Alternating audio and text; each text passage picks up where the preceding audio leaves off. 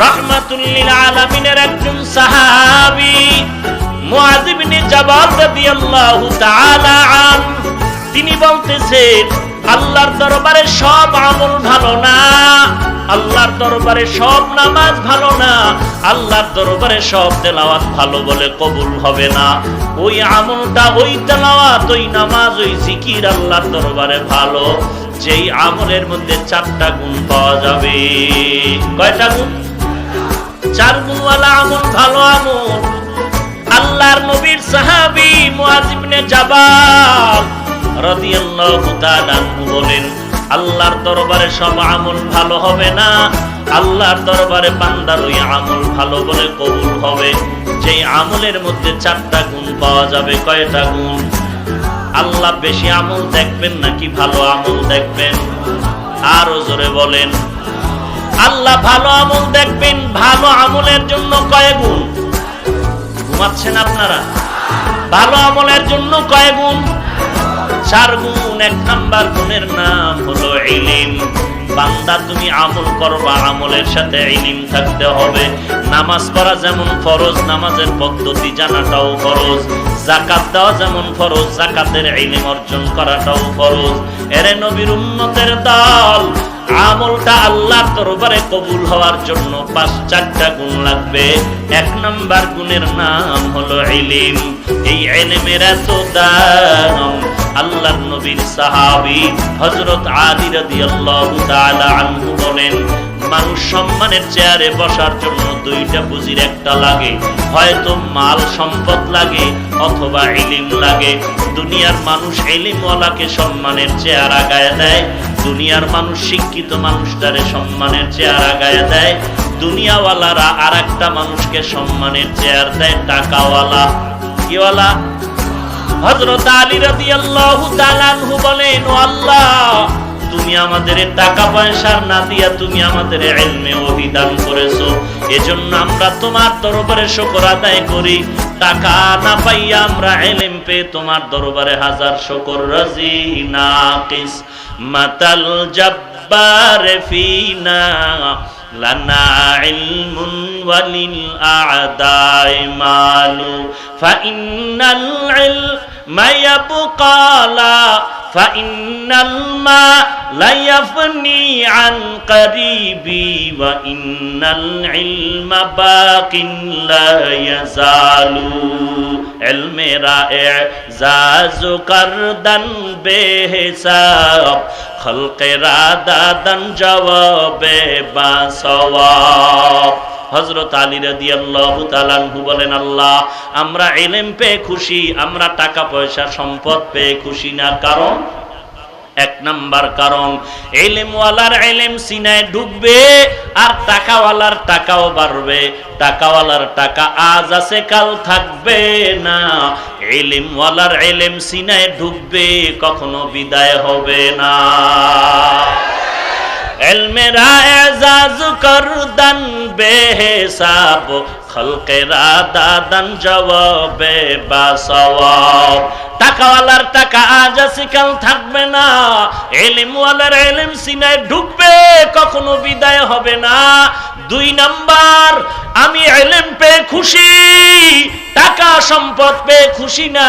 তার কারণ হলো ইলমওয়ালার টাকাওয়ালার মধ্যে ব্যবধানটা কত?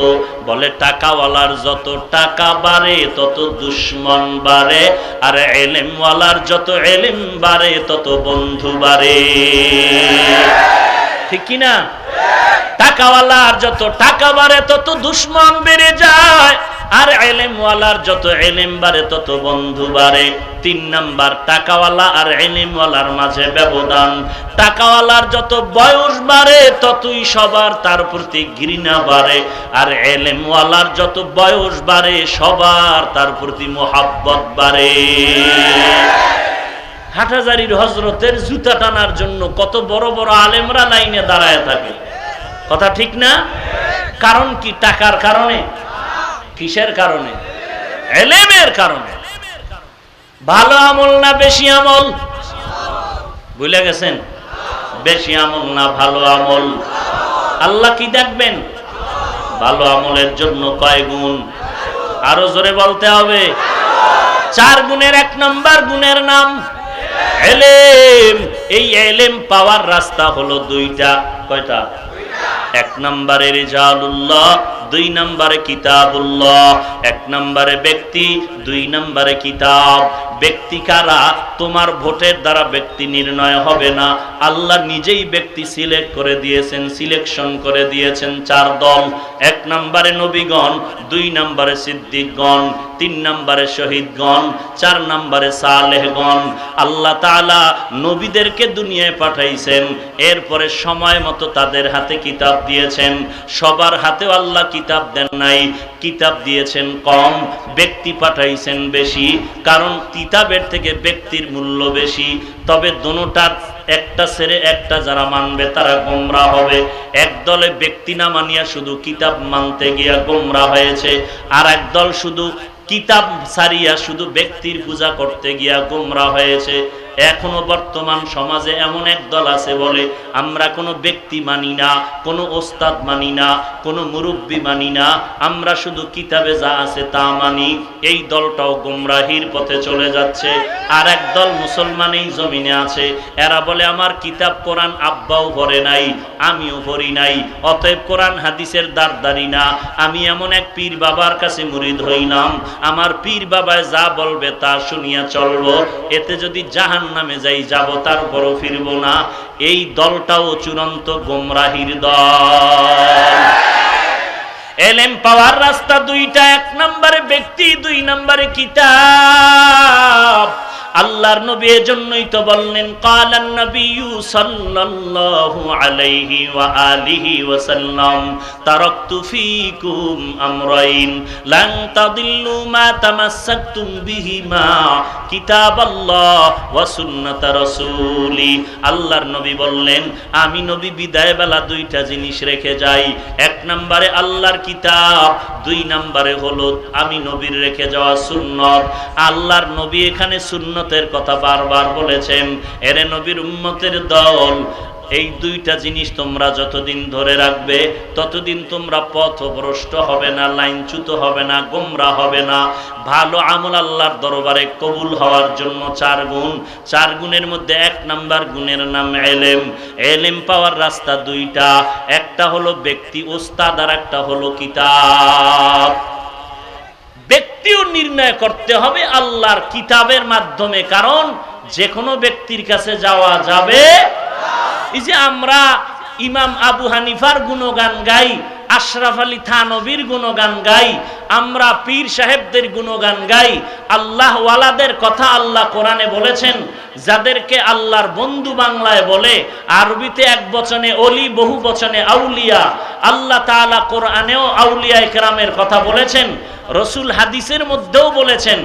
এই যে আউলিয়া ইকরামদের আমরা মানি, মানার মাপকাঠি কি? আল্লাহর শপথ করে বলছি, আমি আমার পীরকে মানি ততক্ষণ, পীর আমার নবীর তরিকা মতো থাকবে যতক্ষণ। কথা ঠিক আছে? এরে নবীর উম্মতের দল, এখন পীর তোমার নবীর তরিকায় আছে কিনা যাচাই করো। কেমনে যাচাই করবা? তোমার পীর সাহেব যিনি ইমাম হবে, মুরিদের যিনি মুরব্বী তিনি ইমাম।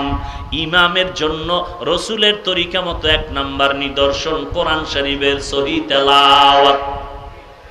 এখন বহু আল্লাহর বান্দা মুরব্বীর মসনদে বসে আছে, কোরআন তেলাওয়াত সহি করবে দূরের কথা, কোরআন পড়তেই জানে না। আছে না নাই? 30 বছর পীরের দরবারে দৌড়াইলা, তোমার পীর সাহেব এক ওয়াক্ত নামাজের ইমামতি করে সামনে গিয়া দেখাইতে পারলো না। এখানে যারা আছেন বলেন তো, আমার নবীর থেকে কোন পীরের দাম বেশি? এই ঘুমান আপনারা? আমার নবীর থেকে খাজা মঈনুদ্দিনের দাম বেশি, আমার নবীর থেকে বড় পীরের দাম বেশি।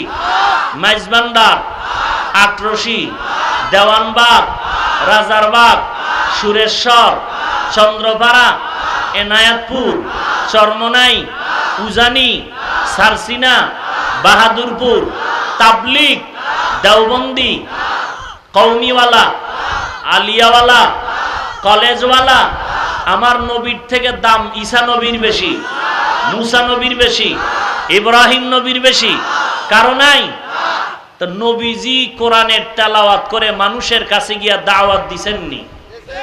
তোমার পিসাব কুষ্টিয়া এলাকায় আইসা কালেমার দাওয়াত দেয়নি? যদি মনে করো দেয় না, তো নবীর তরিকায় নাই।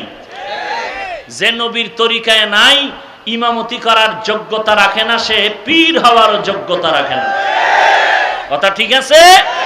এক নাম্বার, ইমাম হওয়ার জন্য শর্ত হলো কোরআনের বিশুদ্ধ তিলাওয়াত। বিশুদ্ধ না অশুদ্ধ? আল্লাহ হেফাজত করুন সবাইকে।